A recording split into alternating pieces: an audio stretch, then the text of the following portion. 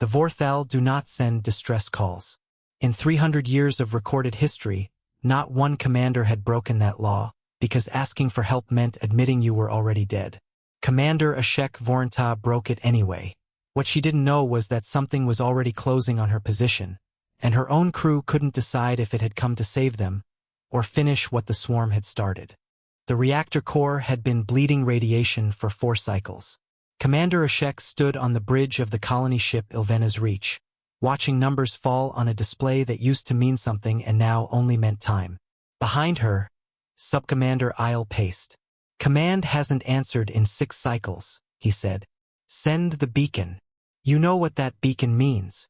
I know 4,000 people are going to die because you're worried about tradition." Vor'thal doctrine held that a fleet unable to save itself did not deserve saving. A distress beacon wasn't a request. It was a confession. Ashek had spent 40 years building a reputation on never needing to confess anything. 3 decks down, in the shelter bay, her daughter Sail sat with the other children, listening to the adults try to sound calm and failing. She was 13, old enough to know exactly what "listen to the crew. Everything is fine" meant when it came from someone whose hands were shaking. Ashek closed her eyes. "Open the channel." Her voice, when it came, was steadier than she felt. "This is Commander Ashek Vor'thal of the Ilvena's Reach. Our reactor is failing. If anyone hears this, it was an honor to have tried." She cut the channel before her voice could break. 2 hours. That was the number the sensors gave for the swarm's arrival. The same hive horde that had already stripped 3 systems bare on its way to this one.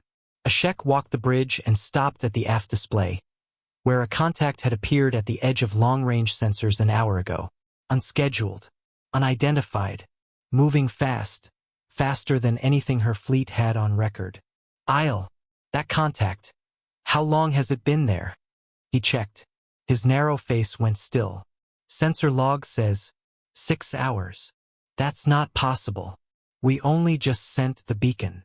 "I know," Isle said. Then, sharper. "Which means whoever that is didn't wait for a signal from us. They were already coming. Before we asked. Before we even knew we needed to." Silence on the bridge. "That's not rescue behavior," Isle said slowly.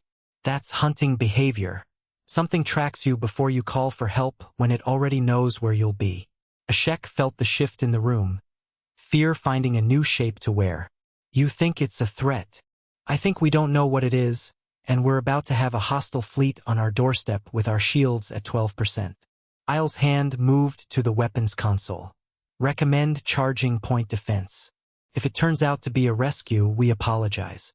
If it doesn't, then we're already dead either way," Ashek finished quietly.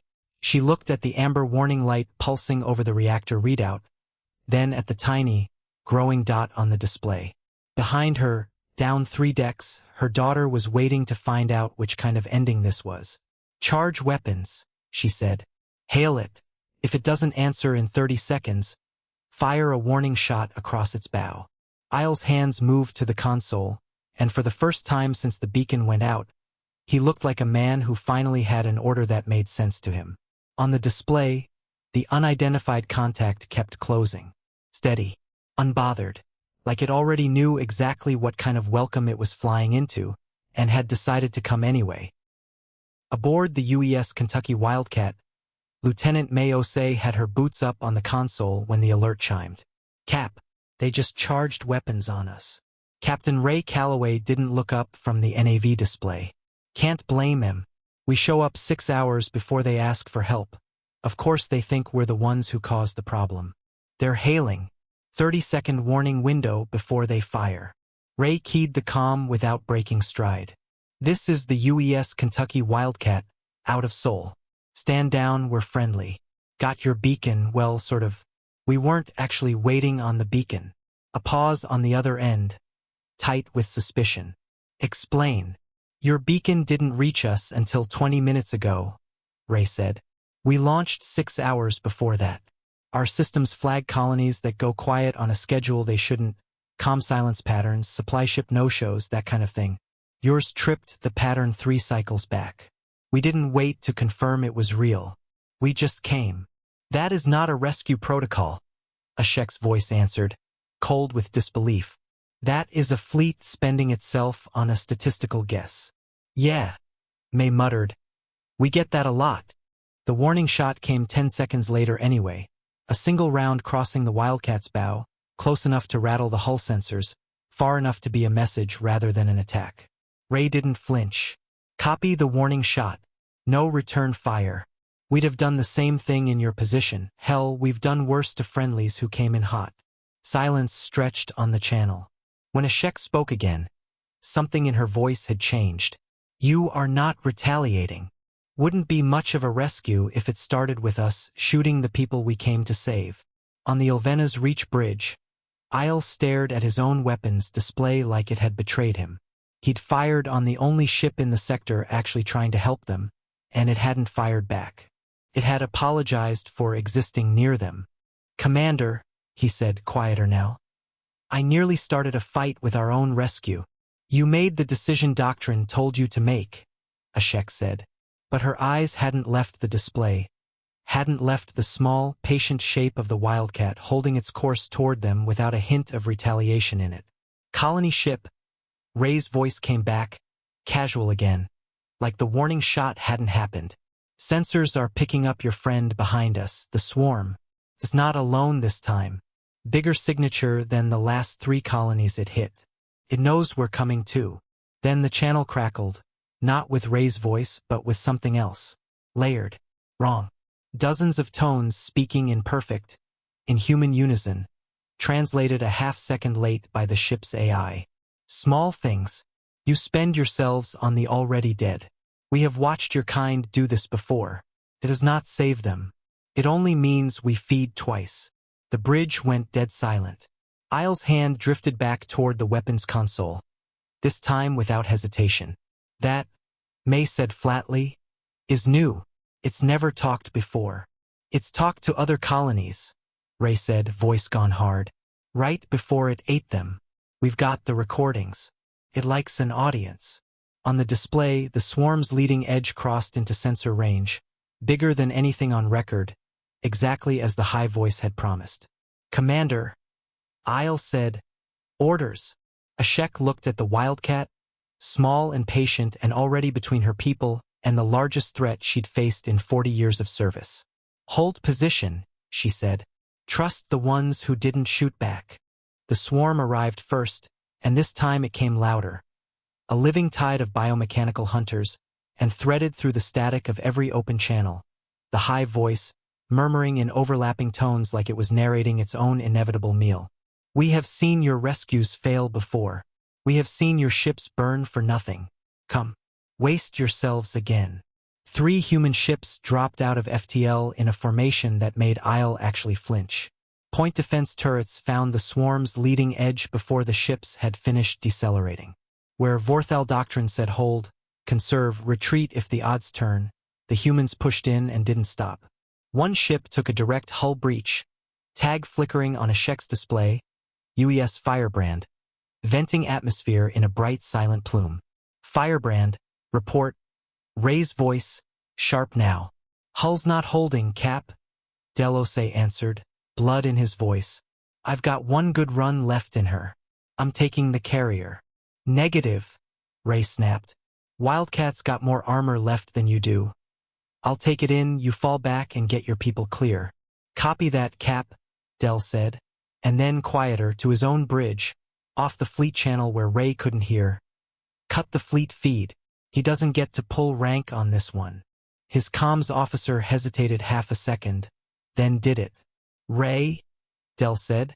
Channel restored, voice steady despite everything. Already committed.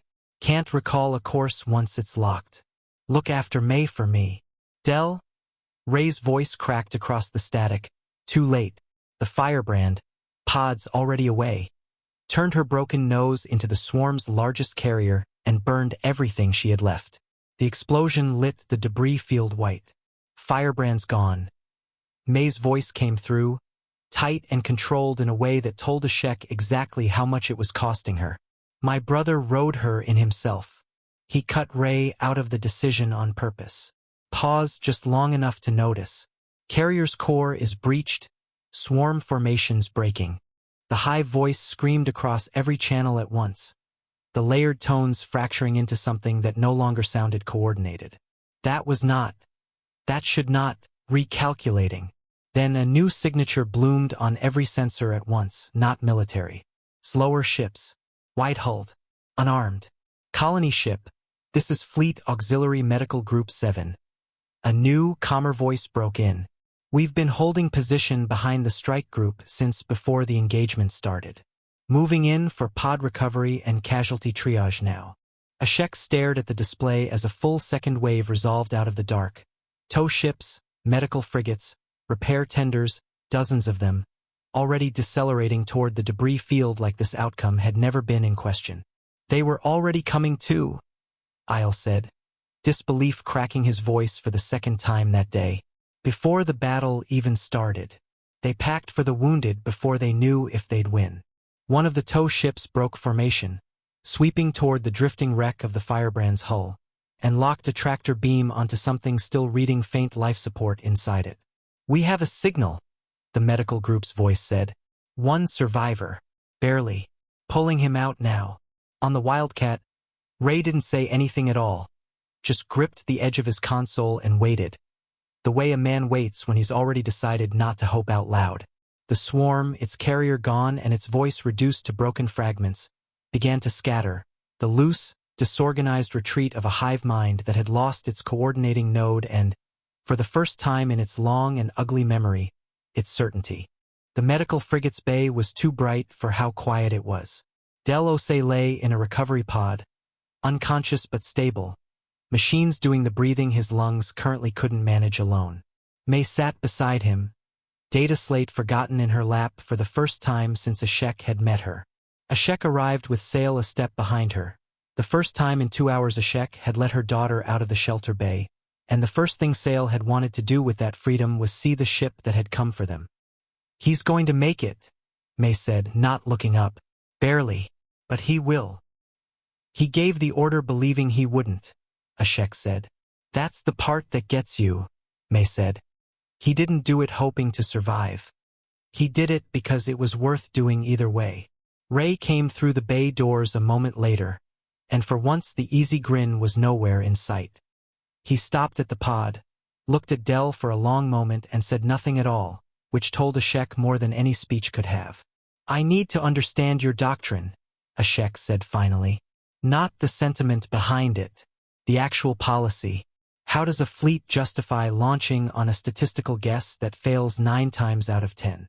Ray looked at her, and this time he answered plainly, no grin to soften it. If there's a 1% chance someone's still alive down there, we launch. That's the whole rule. 1%. How many rescues does that waste? Thousands, Ray said. Every year. Ships, fuel, crews risking their necks on signals that turn out to be nothing.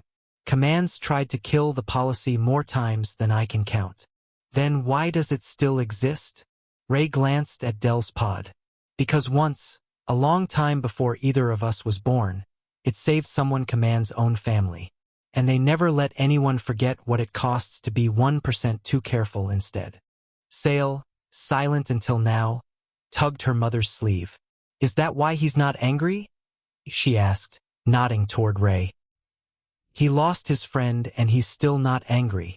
Ray crouched down slightly, meeting her at something closer to her height. I am angry, kid. I'm just not angry at the right people to blame for it. He glanced at Del's pod again. He'd have done it for a stranger. Doesn't make it hurt less that this time it was somebody I've known 20 years. Ashek watched her daughter study the stranger with the same open, unguarded attention she'd have given family. 13 years old, and already understanding something Ashek's own doctrine had taken her 40 to unlearn. I nearly fired on you, Isle said from the doorway, arriving late, voice rough. Before any of this, I had a countdown running. I know, Ray said. You were scared, and scared people with weapons do exactly what you did. We planned for it. Every colony we've ever reached has pointed a gun at us first. Every single one? Every single one, May confirmed, finally looking up from Del's pod. You weren't the exception. You were the rule. Ashek turned that over, a doctrine that expected to be aimed at and came anyway. Not despite the fear it would face. Because of it. We are changing our own policy, she said. Starting with this ship. Good, Ray said. Then quieter, nodding at Del. Do me a favor and don't wait for the math to be perfect before you do it, though. He never did. 9 months in, the Ilvena's reach answered a signal from a System 3 jumps out. Faint, unconfirmed, gone before anyone could verify it was even real. The old Ashek would have waited for a second reading. She didn't wait. Sail watched from the observation deck as her mother's fleet broke formation and launched on nothing but a maybe. The same policy that had cost a man named Del Ose most of his left lung and had, 9 months earlier, saved everyone she loved. Del still couldn't run a full watch shift without needing to sit down halfway through it. He didn't seem to mind.